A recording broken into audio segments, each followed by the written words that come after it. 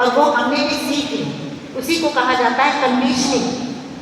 कुछ माता पिता के द्वारा सीखी, कुछ समाज के द्वारा सीखी, कुछ कहीं और से सीखी। उसको कहा जाता है बाहर के प्रभाव हम पर पड़े। अंदर हमारे में ज्ञान तो पूरा था, जानवरों को भी ज्ञान है, हमें भी ज्ञान है, पेड़ पौधों को भी ज्ञान है, लेकिन ज्ञान स्वरूप जो तत्व अंदर है वो हमको ज्ञान तो बताता है कि ये बढ़िया है, ये नहीं बढ़िया है, लेकिन हम प्रभाव में आ जाते हैं। अभी हमने दोहरे प्रभाव बताया कि एक डायरेक्ट से असर होना और उसके बाद डायरेक्ट का प्रभाव बहुत बढ़िया, चाय पिया बहुत बढ़िया लगा, कुछ और गलत काम किया बढ़िया लगा, लेकिन देर में इसका प्रभाव गलत निकल के आया। तो समझने की बात ये जो देर वाला प्रभाव है, दोहरा प्रभाव है, अगला प्रभाव वो बहुत स्थायी है, वो दूर तक जाता है, देर तक हमारे ऊपर प्रभाव डालता है। एक कथा कहानी आती है, वैसे तो शायद ये सत्य भी हो। बहुत पुराने समय में एक देश में एक राजा था, उसके राज्य में बहुत शांति थी, बहुत अच्छा वातावरण था, सभी लोग आध्यात्मिक ध्यान करने वाले लोग थे। ऐसा ही उस राज्य में चल रहा था और चलते चलते क्या हुआ कि एक बार शैतान की इच्छा हुई, यहाँ तो बहुत शांति है, क्या किया जाए, कैसे यहाँ पर कुछ और प्रभाव पड़ेगा। तो उसने एक इंसान का रूप धर के राजा के दरबार में पहुंचा और वो कहने लगा कि हमें आपके राज्य में कुछ सेवा का मौका मिल जाए तो बहुत बढ़िया है। राजा को चूंकि बहुत शांति प्रिय था तो उसने सोचा इसको काम दिया जा सकता है। उसने कहा महानुभाव, आप क्या काम चाहते हो, जो काम आप चाहते हो आप चुन लो सही। तो उन्होंने कहा कि मैं आपका रसोइया बनना चाहता हूँ। अब रसोई तो क्या बनती नहीं थी, रसोइया बनना चाहता हूँ। तो रसोइया का मतलब कि रसोई में आग जलाकर काम करना। तो राजा ने सोचा चलो देख लेते हैं, इसको काम तो देना ही है। सब निर्दयी राजा ने बोला ठीक है, आप देख लो करके, अगर लगता है रसोई में कोई काम है।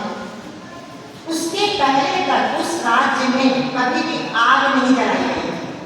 जब आग नहीं जली तो खाना नहीं पका, खाना नहीं पका तो नमक वगैरह चीजें भी नहीं पड़ी। तो सब लोग सुखी थे, लेकिन उसने आकर आग जलाया, आग का जलाने का कार्यक्रम शुरू किया और कुछ चीजों को पकाया। जब हम कुछ चीजों को पकाते हैं तो वो अपने स्वाभाविक स्वभाव को छोड़ देती है। जैसे घिया अगर आप पकाओगे तो फीकी लगने लगेगी, तब उसके अंदर नमक मिलाया गया, कुछ और भी चीजें मिलाई गई, मसाले वगैरह, और उस राज्य के लोगों ने खाया, दरबारियों ने भी खाया और खाने के बाद कहा बहुत टेस्टी है, बहुत टेस्टी है, और ये कार्यक्रम चलने लग गया। जिस राज्य में आग नहीं जलती थी अब वहाँ रसोई बन गई, रसोइया आ गया और वो कार्यक्रम चलने लग गया। कुछ ही दिनों के चलने के बाद उस राज्य में अशांति फैलने लगी, आपस में लड़ाई झगड़े होने लगे। जब दरबारियों में भी तर्क कलेश होने लगा तो राजा को लगा ये क्या बात है, अभी तक तो नहीं था, ऐसा क्यों हो गया है। लेकिन क्योंकि राजा भी वही खा रहा था तो उसकी बुद्धि विवेक नहीं ले पाई कि भाई ये तो इसकी वजह से हो रहा है। उनको सलाह दी गई कि लड़ाई झगड़े बहुत हो रहे हैं, अदालत का निर्माण किया जाए, पुलिस का निर्माण, पुलिस व्यवस्था की जाए, और वो दोनों व्यवस्था भी कायम हो गई लड़ाई झगड़े को निपटाने के। और वही भोजन पका हुआ खाने की वजह से, नमक ज़्यादा मिलाकर खाने की वजह से, मिर्च मसाले मिला के खाने की वजह से राजा के छोटे भाई के दिमाग में ये बात आई क्यों ना मैं राजा बनके बैठ जाऊँ। रातों रात उसने राजा को समाप्त कर दिया और वो उस जगह पर खुद राजा बनके बैठ गया। किसी को आभास तक नहीं हो पाया कि ये पके हुए खाने के ऊपर निर्भर होने की वजह का प्रभाव और परिणाम है। उस राज्य की शांति गायब हो गई। आप बच्चे या बड़े आज देखो हमारे घर घर में अशांति है, हमारा पूरा विश्व ही दुखित है, और किसी को ये बात नहीं समझ में आ रही है कि प्रभाव दोहरे होते हैं।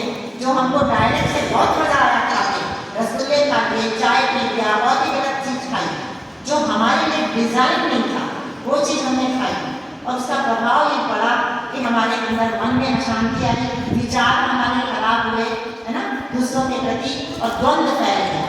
आज सभी घरों में बीमारी, दुख, अशांति, चाहे वो आध्यात्मिक घर हो चाहे वो कोई और घर हो, ये चीज हो ही